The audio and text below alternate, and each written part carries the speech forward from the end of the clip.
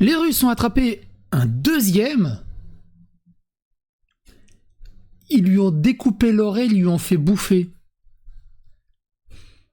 Ça change du traitement de nos terroristes à nous en France, notamment ceux du Bataclan, où il nous coûte 500 000 € à l'année, il a une cellule de 30 mètres carrés pour lui tout seul, tout confort, télé, en mode grand prince.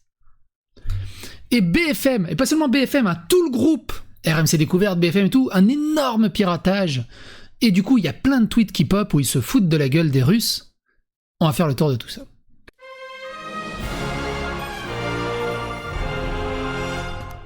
Attention, please. Je vous invite à aller dans la playlist qui est dédiée à cet événement tragique, si vous voulez voir les précédentes informations à ce sujet.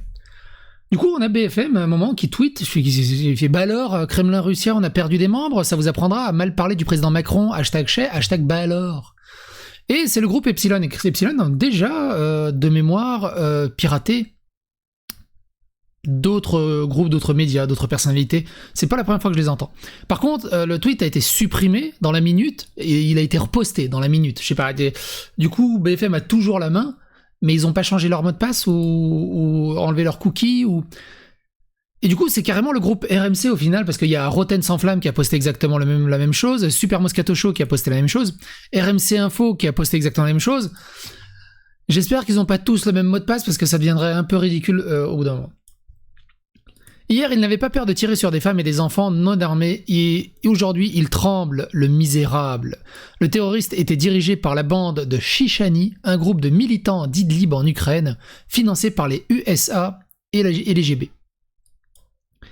Russie, l'État islamique diffuse la photo de 4 terroristes de l'attentat islamiste à Moscou ayant fait plus de 133 morts.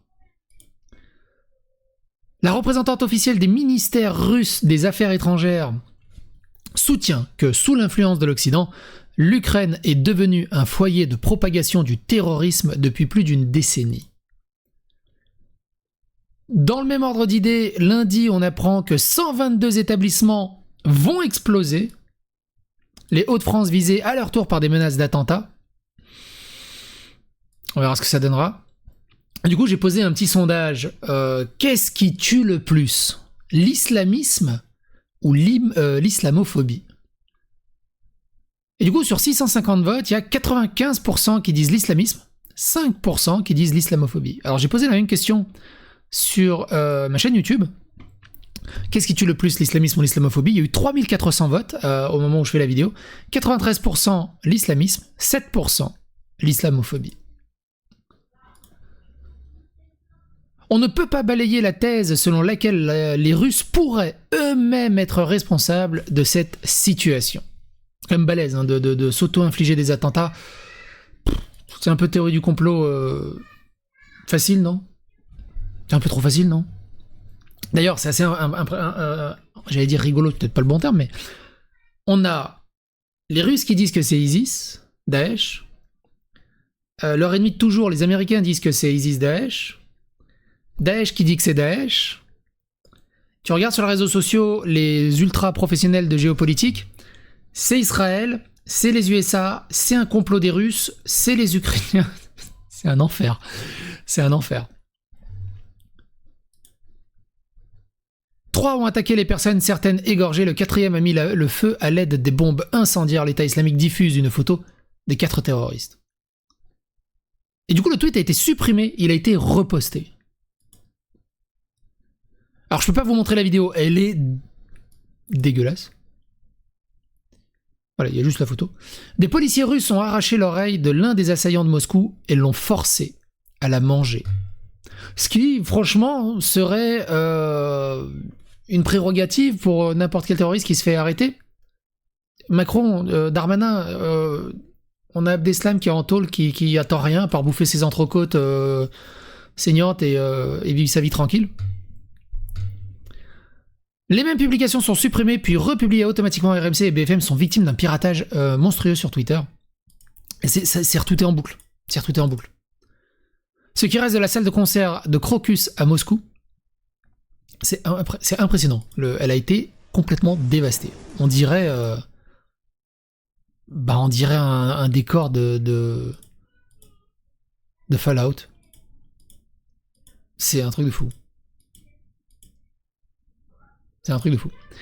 Les comptes X de BFM et RMC Sport Combat semblent avoir été victimes d'un hacking. Ils ont publié en boucle pendant 10 minutes des tweets délirants. Habitante de Moscou, concernant l'attentat d'hier, le peuple russe est très uni, très patriote de son pays. Mettez-vous bien ça dans la tête, monsieur Vladimir Poutine et la Russie, et le peuple russe, on l'adore et on le soutiendra toujours.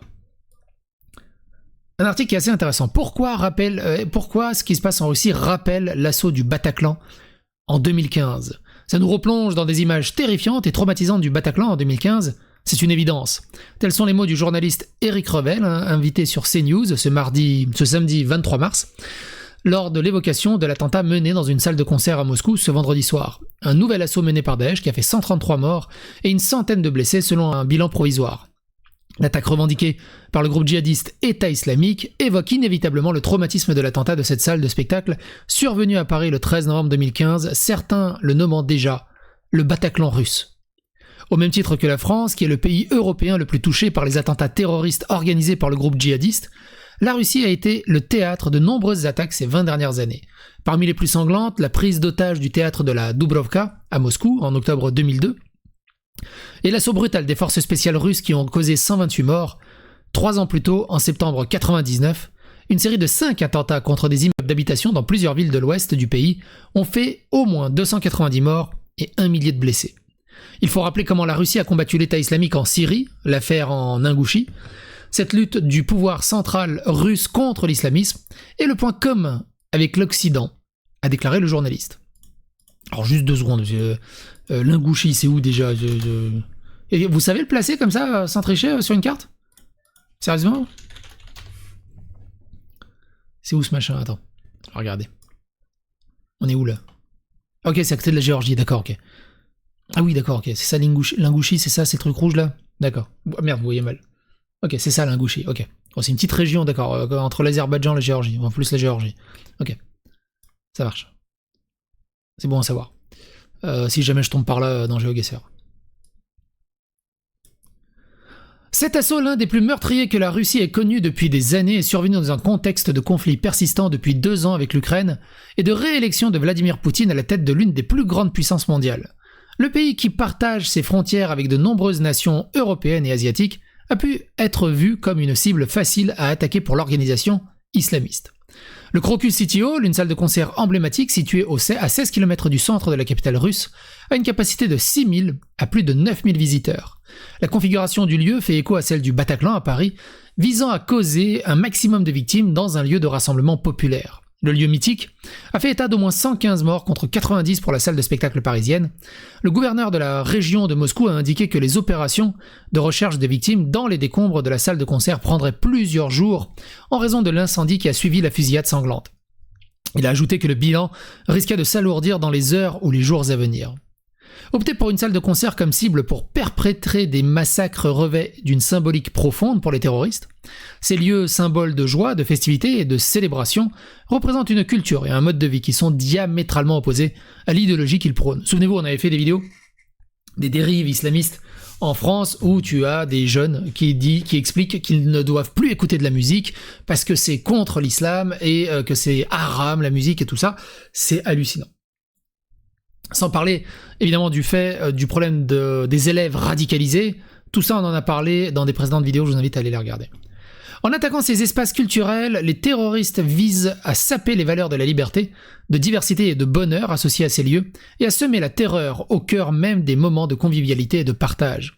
Tout comme au Bataclan où le groupe américain Eagle of Death Metal a fait salle comble, le groupe de rock Picnic, relativement méconnu du public français, était programmé pour se produire après une pause dans leur carrière. Les membres du groupe fondé officiellement en 1981 à Saint-Pétersbourg ont été évacués à temps. Bien que le sort d'un musicien reste incertain, le directeur du concert Yuri Tchernyshevsky n'ayant pas réussi à les contacter. Une méthode proche de celle du Bataclan, la salle était pleine à craquer lorsque les tirs ont commencé à la fois dans la salle de spectacle et dans le hall d'entrée. Les assaillants vêtus de tenues de camouflage auraient d'abord pris pour cible les gardiens de l'entrée de la salle, puis les spectateurs. Selon les premiers témoignages, 1 à 3 explosions ont également été entendues, déclenchant l'incendie. Cette méthodologie rappelle celle utilisée lors de l'attaque à Paris. Les assaillants ont approché par derrière, prenant de court un public nombreux, qui se retrouvait sans issue. À moins de se diriger vers la scène, ils étaient pris au piège, sans possibilité de fuite. Dans les 2 scénarios, des otages ont été utilisés comme boucliers humains, bloquant ainsi l'accès aux forces de l'ordre. Alors tiens, c'est un autre tweet de BFM TV, mais ils l'ont resupprimé. Est-ce qu'ils ont repris la main dessus, BFM TV? Et du coup, il y a un article de du Jean-Marc-Morandini.com. Est-ce qu'on en apprend un peu plus sur ces histoires de piratage? Donc ouais, les grandes gueules sont fait pirater. Moscato Show, ça je l'ai vu. RMC Poker Show, ouais, de tout le truc. Ouais. Du coup, ils sont toujours piratés ou ils ont réussi à reprendre la main? Ah, ils ont communiqué. Nos comptes réseaux sociaux BFM et RMC sont actuellement victimes d'un piratage de masse malveillant, ont été publiés et sont progressivement effacés. Nos équipes sont mobilisées pour rétablir la situation.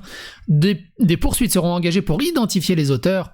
Nous vous remercions de votre confiance. Bah, normalement, vous devriez les identifier facilement parce qu'ils ont mis leur nom. Déjà, c'est incroyable que vous ayez réussi à reprendre la main. Bref. Quoi qu'il en soit. Qu'est-ce que vous en pensez de tout ça? Les commentaires sont là. Partagez l'information autour de vous. Et bon courage à vous.